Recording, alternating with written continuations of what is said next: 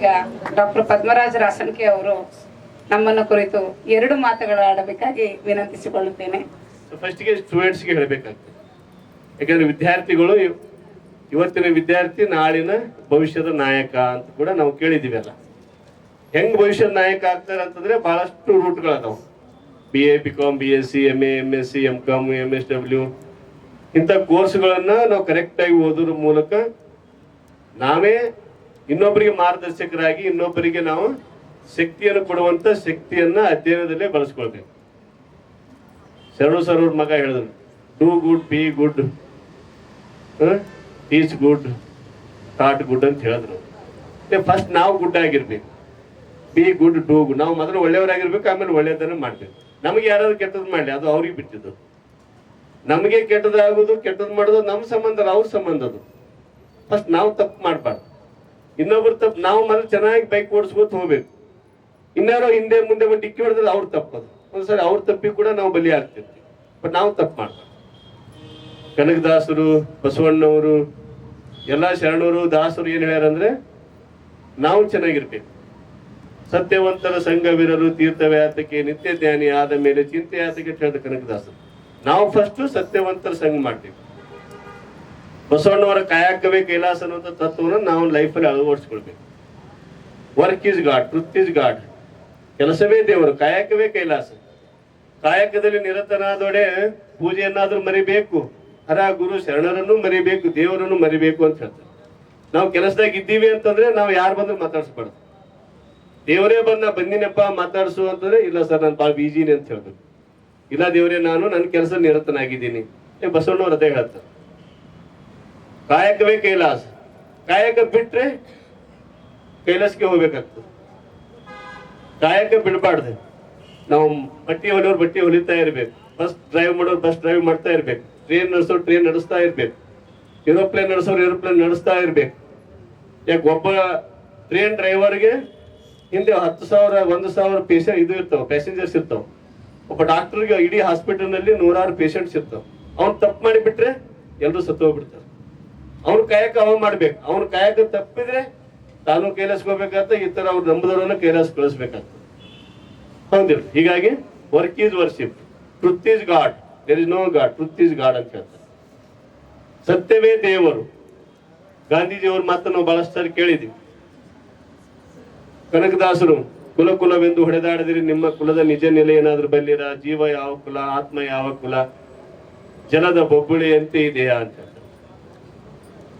ಇಲ್ಲಿ ನಮ್ಗೆ ಬೇಕಾದಷ್ಟು ಕೆಲಸಗಳದಾವು. ನಾವು ಸ್ಟೂಡೆಂಟ್ಸ್ ಇದ್ದಾಗ ನಾವು ಬಹಳಷ್ಟು ಕೆಲಸ ಮಾಡ್ಬೇಕು. ಯಾಕಂದ್ರೆ ಯಾರು ಸಕ್ಸಸ್ ಆಗ್ತಾರೆ ಅಂತಂದ್ರೆ ಯಾರು ಹಾರ್ಡ್ ವರ್ಕ್ ಮಾಡ್ತಾರೆ ಅವರೇ ಸಕ್ಸಸ್ ಆಗ್ತಾರೆ. There is no substitute for hard work.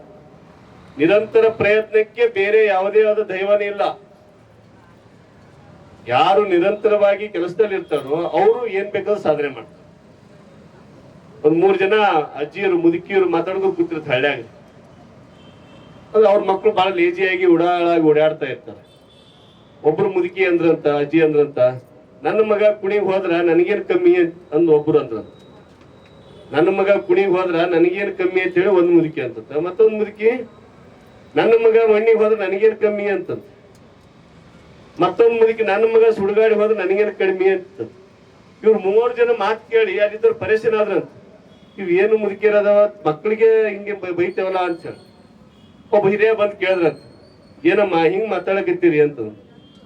ಇಲ್ಲಪ್ಪ, ನಾವು ಜಾತಿಲಿ ಇಂಥ ಒಂದ್ ಕೆಲಸ ಮಾಡಕತ್ತೀವಿ, ನಮ್ ಕೆಲಸನೇ ಕಾಯಕನೇ ಇದೆ ಅದ. ನಾವು ನೇಕಾರ ಇದ್ದೀವಿ, ಕಂಬಳಿ ನೈತೀವಿ, ಬಟ್ಟೆ ನೈತೀವಿ, ಚಾದರ್ ನೈತೀವಿ, ನಾವು ಶಾಲ್ ನೈತೀವಿ.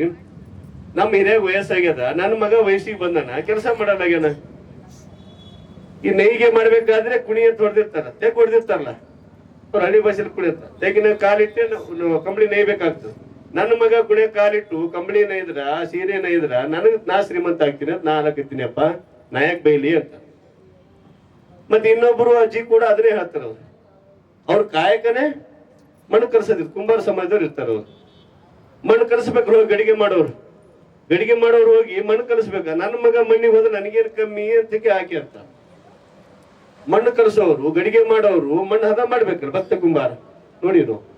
ಅವ್ರವ್ರ ಕೆಲಸ ಅವ್ರು ಮಾಡಿದ್ರೆ ಅವ್ರಿಗೇನು ಕಡಿಮೆ, ಅವರೇ ಶ್ರೀಮಂತರಾಗ್ತಾರೆ. ಯಾರು ಶ್ರೀಮಂತರಾಗ್ತಾರೆ ಅಂದ್ರೆ ಶ್ರಮ ಹಾಕಿ ಕೆಲಸ ಮಾಡಿದ್ರು ಶ್ರೀಮಂತರಾಗ್ತಾರೆ. ಯಾರು ರ್ಯಾಂಕ್ ಬರ್ತಾರ, ಯಾರು ಇಂಟೆಲಿಜೆಂಟ್ ಆಗ್ತಾರೆ, ಹಾರ್ಡ್ ಆಗಿ ಸ್ಟಡಿ ಮಾಡಿದವ್ರು ಬರ್ತಾರೆ. ನಾವಿಲ್ಲಿ ನಿಂತು ಮಾತಾಡಕತ್ತೀವಿ ಅಂತಂದ್ರೆ ನಾವು ಕಷ್ಟಪಟ್ಟು ಓದಿವಪ್ಪ. ನಮ್ಮ ಅಪ್ಪನ ಆಸೆ ಏನಿತ್ತು, ನಾವು ಓದ್ಬೇಕು ಅನ್ನೋದಿತ್ತು. ನಮ್ಮ ತಾಯಿದು ನಮ್ಮ ಅಣ್ಣಂದು ಆಸೆ ಏನಿತ್ತು, ನಾವು ನೌಕರಿ ಮಾಡ್ಬೇಕು ಅನ್ನೋದಿತ್ತು. ನಾನು ನೌಕರಿನೂ ಮಾಡಾಕತ್ತಿ. ಅವ್ರು 100 ರೂಪಾಯಿ ಕಿಶಾಗಿದ್ರೆ ತಿಂಗಳಿಗೆ 1 ಲಕ್ಷ ಪಗಾರ ತೋತಿ, 1,30,000. ಇದು ನಿಮ್ಗೆ ಯಾಕೆ ಹೇಳಾಕತ್ತಿ ಅಂದ್ರೆ ನೀವು ಹಾರ್ಡ್ ಶ್ರಮ ವಹಿಸ್ಬೇಕು, ಕೆಲಸ ಮಾಡ್ಬೇಕು, ಓದ್ಬೇಕು. ಕಾಲೇಜ್ ಯಾವ್ದಾದ್ರು ಮುಖ್ಯ ಅಲ್ಲ. ಯಾವ ಕಾಲೇಜ್ಗೆ ಹೋದ್ರೆ ಒಂದು ಲಾಭ ನಷ್ಟ ಇದೇ ಇರ್ತದೆ. ನೀವು SB ಕಾಲೇಜ್ಗೆ ಹೋದ್ರೆ ಒಂದು ಲಾಭ ನಷ್ಟ ಇರ್ತದೆ, NU ಹೋದ್ರೆ ಒಂದು ಲಾಭ ನಷ್ಟ ಇರ್ತದೆ, ಇಲ್ಲಿ ಹೋದ್ರೆ ಒಂದು ಲಾಭ ನಷ್ಟ ಇರ್ತದೆ. ಅಲ್ಲಿ ಬಾರಿ ದೊಡ್ಡ ದೊಡ್ಡ ಬಿಲ್ಡಿಂಗ್ ಇರ್ಬೋದು, CC ಕ್ಯಾಮ್ರಾ ಇರ್ಬೋದು, ಬೇರೆ ಬೇರೆ ಪಾಲಿಸ್ ಪರಿಸಿ ಇರ್ಬೋದು ಅಲ್ಲಿ. ಆದ್ರೆ ಅಲ್ಲಿ ಒಂದು ಲಾಭ ನಷ್ಟ ಇದ್ದೇ ಇರ್ತದೆ, ಇಲ್ಲಿ ಒಂದು ಲಾಭ ನಷ್ಟ ಇದ್ದೇ ಇರ್ತದೆ. ನಾವು ನಷ್ಟ ಬಿಟ್ಟು ಲಾಭನೇ ತಗೋಬೇಕು. ಅಲ್ಲಿಯೂ ಲಕ್ಷ ಪಾಠ ಮಾಡ್ತಾರೆ, ಇಲ್ಲಿಯೂ ಮಾಡ್ತಾರೆ. ಅಲ್ಲಿಯೂ ಕ್ಲಾಸ್ ನಡೆಯಲ್ಲ, ಇಲ್ಲಿಯೂ ನಡೆಯಲ್ಲ. ಒಂದೊಂದು ಸಾರಿ ಇಲ್ಲಿಯೂ ನಡೀತೇವೆ, ಅಲ್ಲಿಯೂ ನಡೀತದೆ. ನಮ್ಮ ಡ್ಯೂಟಿ ಏನು? ಇವಾಗ ಮೊಬೈಲ್ ಬಂದಿದೆ, ಮೊಬೈಲ್ ಇದೆಲ್ಲ ಸಿಕ್ಬಿಡ್ತದೆ. ಇಂಡಿಯನ್ ಕಾನ್ಸ್ಟಿಟ್ಯೂಷನ್ ಫ್ಯೂಚರ್ಸ್ ಅಂತ ನೀವು ಟೈಪ್ ಮಾಡಿದ್ರೆ ಭಾರತ ಸಂವಿಧಾನ ಲಕ್ಷಣಗಳು ಬಂದ್ಬಿಡ್ತಾವೆ, ಸಮಾನತೆ ಹಕ್ಕು ಬಂದ್ಬಿಡ್ತದೆ. MSW ಸ್ಟೂಡೆಂಟ್ಸ್ ಇದ್ದೀರಿ ಇಲ್ಲಿ ವಿಶೇಷವಾಗಿ, ಸೊ ಮಾಸ್ಟರ್ ಡಿಗ್ರಿ ಓದೋರು, ನಿಮಗೆ ನೋಟ್ಸ್ ನಿಮ್ಮ ಮೊಬೈಲ್ ಅಲ್ಲಿ ಇದೆ. ಇವಾಗ ಅದನ್ನ ತೆಗೆದು ಓದಂತ ನಿಮ್ಗೆ ಶ್ರಮ ಬೇಕು. ಆ ತರ ನೀವು ಶ್ರಮ ಹಾಕಿ ಓದಿದ್ರೆ ನೀವು IAS ಕೇಸ್ ಪಾಸ್ ಮಾಡ್ಬೋದು. ನಿನ್ನೆ ನಮ್ಮ ಫ್ರೆಂಡ್ ಅಬ್ದುಲ್ ನಬಿ ಅಂತ ಬ್ರದರ್ ಶಾಪುರ್ ಹೇಳಿ ಮುಗಿಸ್ಬಿಡ್ತೀನಿ. ಅವ್ರ ಗಂಡ ಪೊಲೀಸ್ ಅಂತೆ, ಆ ಮುಂದೆ ಅವ್ರು ಜಸ್ಟ್ 7th ಪಾಸ್. ಅವ್ರ ಗಂಡ ಪೊಲೀಸ್ ಇದ್ದಾಗ ಆ ಒಂದ್ಸಾರಿ ಆಫೀಸ್ ಕರ್ಕೊಂಡು ಹೋದ್ರಂತ. IG ಬಂದ್ರಂತ. SP ಗಿಂತ ಮೇಲೆ ಇರ್ತಾರೆ IG. ಅವಾಗ ಅವ್ರಿಗೆ IG ಗೆ ಸಾಮಾನ್ಯ ರೆಸ್ಪೆಕ್ಟ್ ಇರ್ತದ. ಇಡೀ SP ಇಡೀ ಜಿಲ್ಲೆನೇ ಅವ್ರಿಗೆ ಎದ್ದು ನಿಂತು ನಮಸ್ಕಾರ ಮಾಡ್ತಾರೆ. ಅವಾಗ ಕೇಳಿದ್ರ, ಹೆಂಡತಿ ಕೇಳಿದ ಗಂಡಗೆ, ಯಾರು ಇವ್ರು ಇಷ್ಟೆಲ್ಲೋರು ಎದ್ದು ನಿಂತು ನಮಸ್ಕಾರ ಮಾಡ್ತಾರಲ್ಲ ಅಂತ.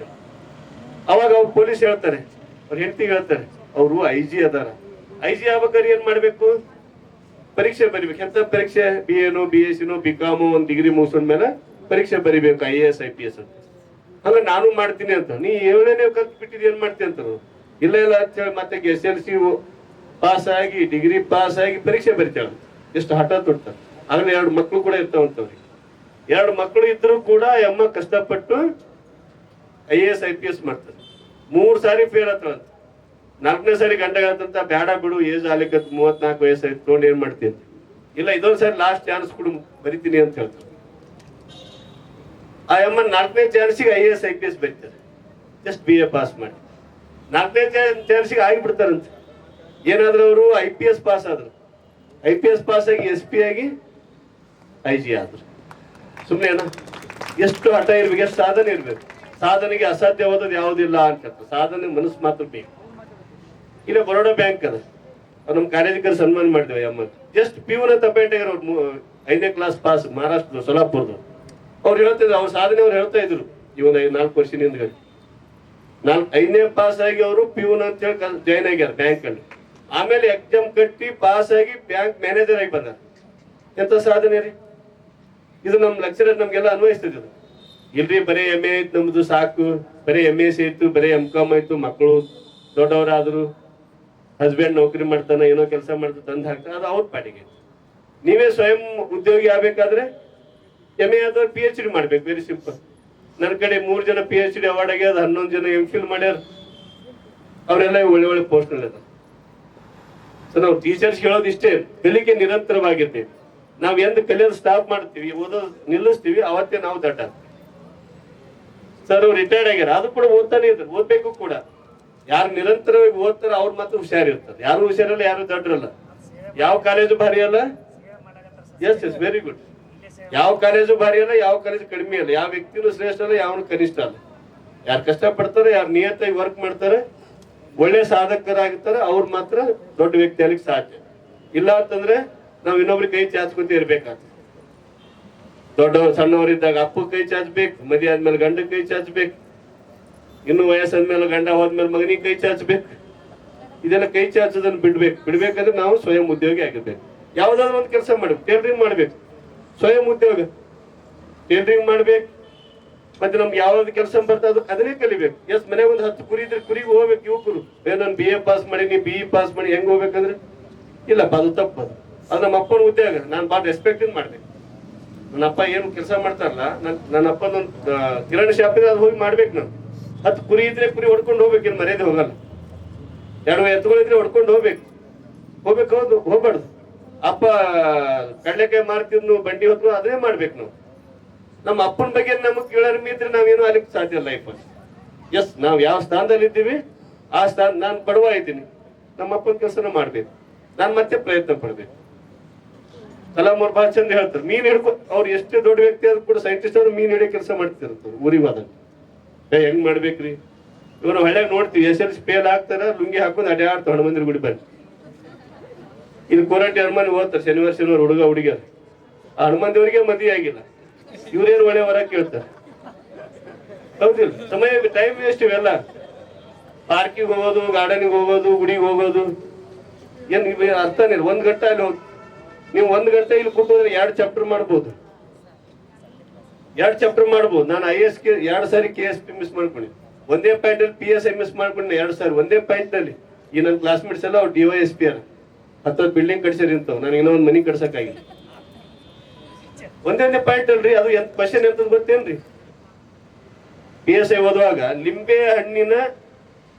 ಲಿಂಬೆ ಗಿಡದ ಹೂವಿನ ಬಣ್ಣ ಯಾವುದು ಹೇಳ್ರಿ ನೋಡೋಣ. ಲಿಂಬೆ ಗಿಡದ ಹೂವಿನ ಬಣ್ಣ ಯಾವುದು? 4 ಚಾಯ್ಸ್ ಇರ್ತದ, ಹೌದಿಲ್ರಿ? ಅದ್ ನಮ್ಮ ಮನೆ ಮುಂದೆ ಇರ್ತದ. ಅದು ತಪ್ಪು ಮಾಡಿದೆ ನಾನು. ಹಳದಿನೋ ವೈಟು, ಬಿಳಿದೋ ಹಳದಿನೋ, 2 ಕನ್ಫ್ಯೂಸ್ ಆಗಿಬಿಟ್ಟೆ. ಅದು ಆಕ್ಚುಲಿ ಬಿಳಿದದ. ನಾನು ವಿಚಾರ ಮಾಡಿ ಬಿಳಿದು ಬಿಟ್ಟು ಹಳದಿ ಹಾಕ್ಬಿಟ್ಟೆ, ಹೋಯ್ತಪ್ಪ 2 ಮಾರ್ಕ್ಸ್ ಹೋಯ್ತು. ನನ್ನ PSI ಹೋಯ್ತು, 2 ಮಾರ್ಕ್ಸ್. ಒಂದೇ ಕ್ವಶನ್, ಎಷ್ಟು ಸೂಕ್ಷ್ಮ ಇರ್ತದೆ, ಹೌದಿಲ್ಲ? ನಮ್ಮ ಸುತ್ತಮುತ್ತಲಿರೋ ವಾತಾವರಣದ ನಾಲೆಜು ನಮ್ಗಿರ್ಬೇಕು. ಈ ಬಹಳ ಜನ ಇವೆಲ್ಲ ಕಂಪ್ಯೂಟರ್, ಮೌಸ್, ಇಲ್ಲಿ ಇವೆಲ್ಲ ಸಿಮ್ ಕಾರ್ಡು, ಮೆಮರಿ ಕಾರ್ಡು ಇವೆಲ್ಲ ಬಂದಾವ. ಅದೇ ಹಳ್ಳಿ ಭಾಷೆ ಕೂಡ ಇಡ್ಬೇಕು ಕಾಂಪಿಟೇಷನ್ ಅಲ್ಲಿ. ನಮ್ ತಾಯಿ ಗೊತ್ತದ ಏನಂತ ಹಗ್ಗ ಮಿಣಿ ಅಂದ್ರೆ ಏನು, ನಗ ಅಂದ್ರೆ ಏನು, ಚಿಕ್ಕ ಅಂದ್ರೆ ಏನು. ಅದಕ್ಕೆ ಅವ ಮನುಷ್ಯರು ಎತ್ಕೊಳ್ಳಿ ಚಿಕ್ಕ ಹಾಕ್ತಿರಿ, ಈಗೆಲ್ಲ ಮನುಷ್ಯರು ಚಿಕ್ಕ ಬಿದ್ದದಿ. ಕರೋನಾ ಬಂದು ಮನುಷ್ಯರಿಗೆ ಬಂದು ಚಿಕ್ಕ, ಅವಾಗ ದನಗಳಿಗೆ ಚಿಕ್ಕ ಹಾಕ್ತಿರೋ, ಈಗ ಮನುಷ್ಯರಿಗೆ ಹಾಕ್ತಾ ಇದೆ. ಕಾಲ ಹೆಂಗ್ ರಿಪೀಟ್ ಆಗ್ತಾ ಇದೆ. ಅದಕ್ಕೆ ಅವ ಹಳ್ಯಾಗ ಹೇಳ್ತಿ ಬಸವನು ಚಿಕ್ಕ ದಸರಿಗೆ ಹರಿದಿನಿ ಅಂತ. ನಾ ಕೇಳ್ತಿದ್ದೆ, ಕೊರೋನಾ ಮನುಷ್ಯರ ಚಿಕ್ಕ ಯಾವಾಗ ಹರಿತಿದೆ ಅಂತ ಹೇಳಿ. ಅದು ಕೊರೋನಾ ಹೇಳತ್ತಂತ. ಕೊರೋನಾ ಒಂದು ಹುಡುಗ ಕ್ವಶನ್ ಕೇಳ್ತದ, ನೀ ಎಲ್ಲಾ ಕಡೆ ಹೋಗ್ತಿದ್ದಿ, ಎಲೆಕ್ಷನ್ ಪ್ರಚಾರದಾಗ ಯಾಕೆ ಹೋಗಲ್ಲ ಅಂತ ಹೇಳಿ. ಎಲ್ಲಾ ಕಡೆ ಎಲ್ಲ ದೇವ್ರ ಗುಡಿಗಳೇ ಬಂದ್ಬಿಟ್ಟು. ಬಹಳ ಸಿಂಪಲ್, ಬಹಳ ವೈಜ್ಞಾನಿಕ ವಿಚಾರ. ಬಸವಣ್ಣ ಹೇಳಿದ ಇವತ್ತು ಕೂಡ ನಮ್ಗೆ ನೆನಪರ್ತದೆ. ಜಗತ್ತಿನಲ್ಲಿ ಎಲ್ಲ ಮಸೀದಿ, ಚರ್ಚ್, ಗುಡಿ, ಗೋಪುರ, ಅಂಬಾಭವಾನಿ ಗುಡಿ, ಚಾಮುಂಡಿ ಗುಡಿ ಎಲ್ಲ ಬಂದ್ ಹಾಕಿದ್ರು ಕರೋನಾ ಗಂಜಿ. ಮತ್ ಕರೆ ದೇವರುಗಳು ಇದ್ದು ಅಂತಂದ್ರ ಒಂದು ಸಣ್ಣ ಕರೋನಾ ಗಿಡಕ್ ಆಗಲಿಲ್ಲ, ಒಂದು ಸಣ್ಣ ಕರೋನಾ ಒಂದು ವೈರಸ್ ಗಿಡಕ್ ಆಗಲಾರ್ದಂತ ಅಶಕ್ತ ದೇವರು ಮನುಷ್ಯರನ್ನು ಉದ್ಧಾರ ಮಾಡ್ತಾರ. 80 ಕೋಟಿ ದೇವತೆಗಳು ಇದ್ವು ಅವತ್ತು. 80 ಕೋಟಿ ದೇವತೆಗಳು ಜಗತ್ತಿನಲ್ಲಿ ಇದ್ವು. ವೈಚಾರಿಕತೆ ಹಿಂಗೆ ಬರ್ತದೆ. 80 ಕೋಟಿ ದೇವತೆಗಳು, ಪಾಪ್ಯುಲೇಷನ್ ಎಷ್ಟಿತ್ತು, ಜನಸಂಖ್ಯೆ ಎಷ್ಟಿತ್ತು? ಒಂದು 10 ಕೋಟಿ ಇದ್ದಿಲ್ಲ ಅವಾಗ. 80 ಕೋಟಿ ದೇವತೆಗಳು ಒಂದೊಂದು 10 ದೇವರು ಒಬ್ಬರೊಬ್ರಿಗೆ ಉದ್ಧಾರ ಮಾಡಿದ್ರೆ ಅವೆಲ್ಲ ಉದ್ಧಾರ ಆಗ್ತಿವಿ. 10 ದೇವ್ರ ಕಲ್ತು ಒಬ್ಬನಿಗೆ ಉದ್ಧಾರ ಮಾಡಿದ್ರು ಎಲ್ಲ ಉದ್ಧಾರ ಆಗ್ತಿವಿ ಜಗತ್ತು. ಹೌದು, 10 ಮಂದಿ ದೇವ್ರು ಒಬ್ಬನಿಗೆ ಉದ್ಧಾರ ಮಾಡ್ಬೋದಲ್ಲ? 10 ಮಂದಿ ಶ್ರೀಮಂತರಿಲ್ಲ ಒಂದೊಂದು 10 ಲಕ್ಷ ಕೊಟ್ರೆ ಈ ಕಾಲೇಜ್ ದೊಡ್ಡ ಬಿಲ್ಡಿಂಗ್ ಆಗೋದು. ಮತ್ತೆ ದೇವ್ರು ಯಾಕೆ ಮಾಡಿಲ್ಲ ಉದ್ಧಾರ? 10 ದೇವ್ರ ಕಲ್ತು ಒಬ್ಬ ಮನುಷ್ಯ ಉದ್ಧಾರ ಮಾಡಕ್ಕಾಗಿಲ್ಲ. ಇವಾಗ ಎಷ್ಟು ಕೋಟಿ? 600 ಕೋಟಿ ಜನಸಂಖ್ಯೆ ಆಗ್ಯದ. ಏನು ಮಾಡಕ್ಕಾಗಲ್ಲ ಇವಾಗ. ಇದನ್ನ ಯಾಕೆ ಹೇಳ್ತೀನಿ ಅಂದ್ರೆ, ವೈಚಾರಿಕತೆ ಬೇಕು. ಬಸವಣ್ಣವ್ರು ಏನು ಹೇಳಿದಾರ ಅದನ್ನ ನಾವು ಅಧ್ಯಯನ ಮಾಡ್ಬೇಕು. ನಾವು ನಿರಂತರ ಪರಿಶ್ರಮಿ ಆಗ್ಬೇಕು. ಯಾರು ಕಷ್ಟ ಪಡ್ತಾರ ಅವ್ರು ಮಾತ್ರ ಆಳಾಗಿ ದುಡಿದವನು ಅರಸನಾಗಿ ಉಣಬಾರ್ದು. ದುಡಿಯೋ ವಯಸ್ಸಿನಾಗ ರೆಸ್ಟ್ ಮಾಡಿದ್ರೆ, ರೆಸ್ಟ್ ಮಾಡೋ ವಯಸ್ಸಿನಾಗ ದುಡಿಬೇಕಾಗ್ತದೆ. ಇದು ದುಡಿಯೋ ವಯಸ್ಸು, ದುಡಿಬೇಕಾಗ್ತದೆ. ವಯಸ್ಸು ಹೋದ್ಮೇಲೆ ರೆಸ್ಟ್ ಮಾಡೋದಿದ್ದೇ ಇರ್ತದೆ. ಅವಾಗ ಎಲ್ಲರಿಗೂ ಭಾರ ಆಗ್ಬೇಕಾಗ್ತದೆ. ಕೊನೆಯದಾಗಿ ಉಪನ್ಯಾಸಕರಿಗೆ ಹೇಳೋದಿಷ್ಟೇ, ನೀವು ಕೂಡ ಇನ್ನಷ್ಟು ನಿಮ್ಮ ಕರಿಯರ್ ಅನ್ನ, ನೀವು PG ನವರಾಗಿದ್ರೆ PhD ಮಾಡಬೇಕು, MPhil ಮಾಡಬೇಕು, ನೆಟ್ ಸೆಟ್ ಎಕ್ಸಾಮ್ ಬರೀಬೇಕು. ಇಷ್ಟಕ್ಕೆ ಕೂತ್ರೆ ಅಷ್ಟಕ್ಕೆ ಕೂಡಬೇಕಾಗ್ತದೆ. ಮುಂದೆ ಕೂಡ ಹೋಗ್ಬೇಕಾದ್ರೆ ಹೆಚ್ಚಿನ ಅಧ್ಯಯನ ಕೂಡ ಬೇಕಾಗ್ತದೆ. ಯಾರು ಹೆಚ್ಚಿನ ಅಧ್ಯಯನ ಮಾಡ್ತಾರೋ ನಾವು ಹೆಚ್ಚಿಗೆ ಪಾಠ ಮಾಡ್ಲಿಕ್ಕೆ ಸಾಧ್ಯ. ಹುಡುಗರಿಗೆ ಪರ್ಫೆಕ್ಟ್ ಮಾಡ್ಬೇಕು ಅಂತಂದ್ರೆ ನಾವು ಪರ್ಫೆಕ್ಟ್ ಇರ್ಬೇಕಲ್ಲ. ನಾವು ಫಸ್ಟ್ ಮನೆಗೆ ಓದ್ಕೊಂಡು ಬರ್ಬೇಕು. ನಮ್ಮ ಮನೆ ಸಮಸ್ಯೆ ಮನೆಗೆ ಬಿಡ್ಬೇಕು. ಮಗು ಒಳತ್ತದ, ಗಂಡ ಬೇರಿಕೆನ, ಅತ್ತಿ ಬೇರಿಕೆ ಅವೆಲ್ಲ ಇರ್ತಾವ, ನಮ್ಮ ಮನೆಗೆ ಬಿಡ್ಬೇಕು ಅವೆಲ್ಲ. ಇಲ್ಲಿ ಬಂದ್ಮೇಲೆ ಕರೆಕ್ಟ್ ಪಾಠ ಮಾಡ್ಬೇಕು. ಇಲ್ಲಿ ನಾವು ಪಾಠ ಮಾಡಿದ್ರೆ ನಮ್ಮ ಸ್ಟೂಡೆಂಟ್ಸ್ ಪರೀಕ್ಷೆನಲ್ಲಿ 100% ಸಕ್ಸಸ್ ಆಗ್ಬೇಕು. ನಾ 14% ಪಾಠ ಮಾಡಕತ್ತೀನಿ. ನಾನು 4 ವರ್ಷ ಗೆಸ್ಟ್ ಲೆಕ್ಚರ್ ಮಾಡಿದ್ವಿ ಸೇಡಂದಲ್ಲಿ, ಕಮಲಾಪುರದಲ್ಲಿ, ಗೌರ್ಮೆಂಟ್ ಕಾಲೇಜ್. ನಾ ಪಾಠ ಮಾಡಿದ ಸಬ್ಜೆಕ್ಟ್ ಪೊಲಿಟಿಕಲ್ ಸೈನ್ಸ್ ಇಲ್ಲಿವರೆಗೆ ಫೇಲ್ ಆಗಿ ಸ್ಟೂಡೆಂಟ್ಸ್ ನನ್ನ ಬಾಯಲ್ಲಿ ಕೇಳೇ ಇಲ್ಲ. ನಾ ಪಾಠ ಮಾಡಿದ ಸ್ಟೂಡೆಂಟ್ಸ್ ಇಲ್ಲಿವರೆಗೆ ಫೇಲ್ ಆಗೇ ಇಲ್ಲ, ನಾ ಕೇಳೇ ಇಲ್ಲ. ಪರ್ಫೆಕ್ಟ್ ಮಾಡ್ಬೇಕು. ನಾವು ಚೆನ್ನಾಗಿ ಓದ್ಕೊಂಡು ಹೋಗಿ ಸರಿಯಾಗಿ ಮುಗಿದೋಯ್ತು. ಹೀಗಾಗಿ ನಾವು ಕೂಡ ಇನ್ನಷ್ಟು ಪರ್ಫೆಕ್ಟ್ ಆಗಿ ನಾವ್ ಎಷ್ಟು ಹೋದ್ರಿ ಕಡಿಮೆನೆ ವಿದ್ಯಾರ್ಥಿನಿಯರು ಈ ಕಾಲೇಜ್ ಹೆಸರು ತರಬೇಕು. ಮುಂದೆ ನೌಕರಿ ಮಾಡಬೇಕಾದ್ರೆ ಶರಣು ಸರ್ ನೆನೆಸ್ಕೋಬೇಕಾಗ್ತದೆ, ಅವ್ರು ಸಹಾಯ ಮಾಡ್ಬೇಕು ಬಂದು. ಯಾಕಂದ್ರೆ ನಮ್ಗೆ ಕಲಿಸಿದ ಗುರುಗಳಿಗೆ ತಂದೆ ತಾಯಿ ನಾವು ಯಾವತ್ತೂ ಮರಿಬೇಡ. ನಮ್ಮ ತಂದೆ ತಾಯಿ ಬಡವರಿದ್ರು ನಾವು ತಂದೆ ತಾಯಿನೇ, ಅವ್ರು ಕೋಟ್ಯಾಧಿಪತಿ ಇದ್ರು ತಂದೆ ತಾಯಿನೇ. ಹೀಗಾಗಿ ನಾವು ಧರ್ಮ ಅಂತಂದ್ರೆ ಏನು? ಧರ್ಮ ಅಂತಂದ್ರೆ ಇನ್ನೊಬ್ರಿಗೆ ರೆಸ್ಪೆಕ್ಟ್ ಕೊಡೋದು. ನಮಗೆ ರೆಸ್ಪೆಕ್ಟ್ ಇರ್ಬೇಕು. ನಾವು ಕರಗಿದ್ರೇನು ಬೆಳಗಿದ್ರೇನು ಅದು ನಮ್ಮ ತಪ್ಪಲ್ಲ, ಅದು ನಿಸರ್ಗ ತಪ್ಪು. ನಾವು ಕರಗಿದ್ರೆ yes it is nature gift. Yes ನಾವು ಕರಗಿದ್ರೆ ಶ್ರೇಷ್ಠನೇ ಇದ್ದೀವಿ, ನಾವು ಬೆಳಗಿದ್ರೆ ಶ್ರೇಷ್ಠನೇ ಇದ್ದೀವಿ. ಶ್ರೇಷ್ಠ ಕನಿಷ್ಠ ಅನ್ನೋದು ಅದು ನಮಗೆ ಸಂಬಂಧ ಇಲ್ಲ. ನಾವು ಚೆನ್ನಾಗಿಲ್ಲ ಅದು ಇನ್ನೊಬ್ರು ಹೇಳ್ದ, ಅದು ಅವ್ರ ಸಮಸ್ಯೆ, ನಮ್ಮ ಸಮಸ್ಯೆ ಅಲ್ಲ. ಹುಡುಗ ಬಂದು ನೋಡ್ತಾರಪ್ಪ ಹುಡುಗಿಗೆ, ಅವ್ ಪಸಂದ್ ಮಾಡಲ್ಲ, ಅದು ಅವನ ಸಮಸ್ಯೆ, ನನ್ನ ಸಮಸ್ಯೆ ಅಲ್ಲ. ಅದು ಹುಡುಗಿ ರಿಜೆಕ್ಟ್ ಮಾಡ್ತಾಳೆ, ಅದು ಆಕಿನ ಸಮಸ್ಯೆ, ನಮ್ಮ ಸಮಸ್ಯೆ ಅಲ್ಲ. ಅದು ಏನ್ರಿ ನೀವು ಹೋದಾಗ ನೀವು ಐಶ್ವರ್ಯ ಅಂತ ಹುಡುಗಿ ನೋಡಕ್ ಹೋಗ್ತಾರೆ, ಆಕೆ ರಿಜೆಕ್ಟ್ ಮಾಡ್ತಾರೆ, ಆಕೆ ಅದು ಸಮಸ್ಯೆ. ಯಾರು ನಮ್ ರಿಜೆಕ್ಟ್ ಮಾಡ್ತದ ಅವ್ರ ಸಮಸ್ಯೆ, ನಮ್ಮ ಸಮಸ್ಯೆ ಅಲ್ಲ. ಅದು ಹುಡುಗ ರಿಜೆಕ್ಟ್ ಮಾಡ್ತಾನೆ ಅನ್ನೋದು, ಅರ್ಧ ರೊಟ್ಟಿ ತಿನ್ನೋದು, ಅರ್ಧ ಗ್ಲಾಸ್ ನೀರು ಕುಡಿಯೋದು, ಒಂದೇ ತಂಬಿಟ್ಟು ತಿನ್ನೋದು, ಇದೆಲ್ಲ ಮಾಡಕ್ ಹೋಗ್ಬಾರ್ದು. ಚೆನ್ನಾಗಿ ಊಟ ಮಾಡಬೇಕು, ಚೆನ್ನಾಗಿ sound mind in sound body, sound mind in sound body. ಯಾರು ಚೆನ್ನಾಗಿ ಊಟ ಮಾಡ್ತಾರೆ ಅವ್ರು ಶಕ್ತಿಯುತವಾಗಿರ್ತಾರೆ. ಹೀಗಾಗಿ ಹೆಚ್ಚು ಸಮಯ ತೆಗೆದುಕೊಂಡೆ ಅಂತ ಅನಿಸ್ತಾ ಇದೆ. ಎಸ್ 15 ನಿಮಿಷ ತಗೊಂಡಿದ್ದೀನಿ. ಕೊನೆಯದಾಗಿ ಈ ಕಾಲೇಜಿಗೆ ಮತ್ತಷ್ಟು ಶುಭವಾಗಲಿ. ಅದು ನಿಮ್ಮಿಂದ ಮಾತ್ರ ಸಾಧ್ಯ. ನೀವೇ ಕಾಲೇಜಿಗೆ ಶಕ್ತಿ ಕೊಡಬೇಕು. ನೀವು ಇನ್ನಷ್ಟು ಅಡ್ಮಿಷನ್ ತರಬೇಕು. ನೀವು ಹೆಚ್ಚಿಗೆ ಅಡ್ಮಿಷನ್ ತಂದ್ರೆ ಹೆಚ್ಚಿಗೆ ಕೋರ್ಸ್ ತರ್ತಾರೆ ಸರ್ ಅವರು. BA ಇದೆ, BCom ಇದೆ, BSc ಕೂಡ ಮಾಡ್ತಾರೆ, BBM ಕೂಡ ಮಾಡ್ತಾರೆ, MA ಕೂಡ ಮಾಡ್ತಾರೆ. ಹೀಗಾಗಿ ಮುಂದಿನ ದಿನಗಳಲ್ಲಿ ಈ ಕಾಲೇಜು ಹೆಚ್ಚಿನ ರೀತಿಯಲ್ಲಿ ಬೆಳೀಲಿ ಅಂತ ಹೇಳಿ ನಾನು ಹಾರೈಸುತ್ತಾ, ಮತ್ತೆ ಇಲ್ಲಿ ಉಪನ್ಯಾಸಕರು ಕೂಡ ಬಹಳ ಕಷ್ಟಪಟ್ಟು ಕೆಲಸ ಮಾಡ್ತಾ ಇದ್ದಾರೆ. ಒಳ್ಳೆ ಹೆಸರನ್ನು ಕೂಡ ಕಾಲೇಜ್ ತರ್ತಾ ಇದ್ದಾರೆ. ಅದು ಮುಂದುವರಿಲಿ ಅಂತೇಳಿ ಹಾರೈಸುತ್ತಾ, ಸೊ ನನಗೆ ಏನಾದ್ರು ಸಂದರ್ಭ ಬಂದ್ರೆ ನಾನು ಕೂಡ ಬಂದು ನಿಮ್ಗೆ ಪಾಠ ಮಾಡ್ತೀನಿ. ಸಂದರ್ಭ ಬಂತು ಅಂತಂದ್ರೆ ಸರ್ ಅವ್ರು ಹೇಳಿದ್ರು ಅಂತಂದ್ರೆ ಮೇಡಮ್ ಅವ್ರು ಬಹಳ ಚೆನ್ನಾಗಿ ಬಂದಾಗ ನೋ ಪ್ರಾಬ್ಲಮ್, ನಾನು ಬರೋ ಅಗತ್ಯನೇ ಇಲ್ಲ. ಅವ್ರು ಪಿ ಇರಾನಿ ಕಾಲೇಜಲ್ಲಿ ಇದ್ರು, ಬಿಜಾಪುರ ವ್ಯಾಲ್ಯೂಷನ್ ಬರ್ತಿದ್ರು, ಅವ್ರನ್ನ ವ್ಯಾಲ್ಯೂಷನ್ ಮಾಡಿದ್ವಿ, ಚೆನ್ನಾಗಿದ್ದಾರೆ. ಒಳ್ಳೆ ಸಬ್ಜೆಕ್ಟ್ ನಾಲೆಜ್ ಇದೆ ಅವ್ರಿಗೆ. ಈಗ ಎಲ್ಲ ಸಬ್ಜೆಕ್ಟ್ಗಳು ಅಷ್ಟೇನೆ, sociology, history, economics, political science, English, Kannada ಎಲ್ಲ ಸಬ್ಜೆಕ್ಟ್ ಪ್ರತಿಯೊಂದು ಮುಖ್ಯನೇ ಇರ್ತದೆ. ಯಾವುದು ಒಂದು ಫೇಲ್ ಆಗಿ ಉಳಿದು ಪಾಸ್ ಆದ್ರೆ ಏನು ಬರ್ತದೆ, ಫೇಲೇ ಬರ್ತದೆ ರಿಸಲ್ಟ್. ಎಲ್ಲ ವಿಷಯಗಳು ನೀವು ಸಕ್ಸಸ್ ಆಗ್ರಿ ಅಂತ ಹಾರೈಸಿದ ಮೂಲಕ ನಾನು ಎರಡು ಮಾತು. ಜೈ ಹಿಂದ್, ಜೈ